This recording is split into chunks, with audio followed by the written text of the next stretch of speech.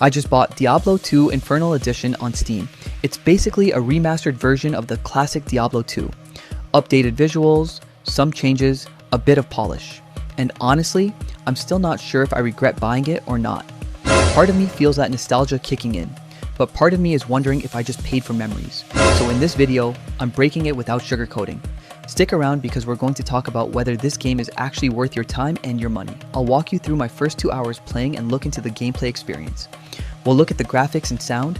Does it really feel modern or just upgraded? We'll talk about the new class, the Warlock, to see if it's fun or just for marketing. I'll also touch on the multiplayer experience. Is it active, smooth, worth jumping into? And at the end, I'll give you my honest take so you won't waste your time and money. Is Diablo 2 Infernal Edition still a solid buy today, or should you skip it? Blizzard low-key dropped this on Steam, and I don't even know if I'm late to the party, but heck, take my money. I didn't even realize there's the Reign of Warlock expansion and the Resurrected version.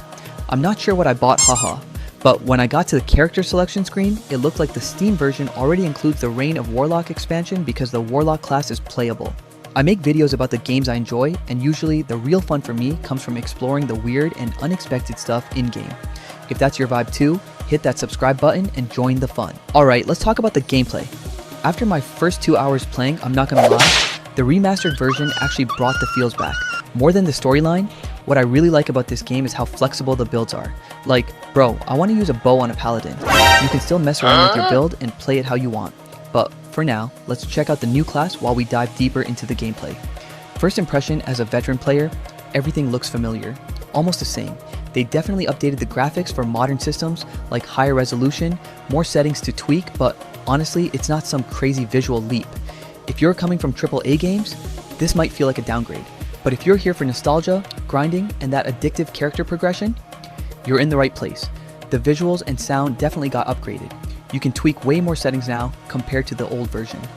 That said, when I started toggling some of the visual quality options, I didn't see a massive difference. It's cleaner, sharper, sure, but it's not mind-blowing. Still, I can't really complain.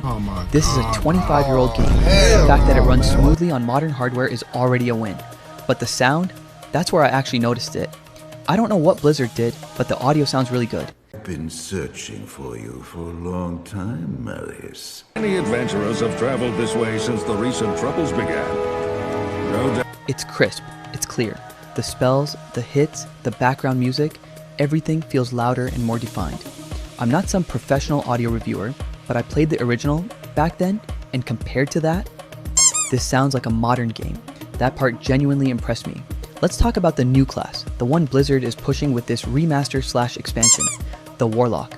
Honestly, it feels like a mix between a magician and a necromancer. You've got 3 different ways to play it. Chaos is your pure magic build, all the flashy spells that are really fun to mess around with.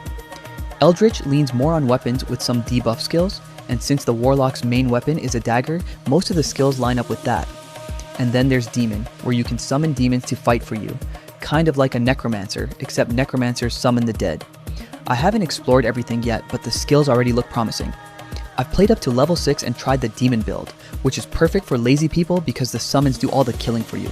Chaos looks fun too, especially the Ring of Fire skill, though it eats a ton of mana. I'm definitely going to give this class a deeper run, so if you want to see more, make sure you're subscribed. I'll cover everything in the next video. One thing that really stands out is the multiplayer experience. Back in the day, I never really got to play this with other people, unless it was on local area network, because the internet wasn't really a big thing yet. But now, this game gives you 2 options, online or offline.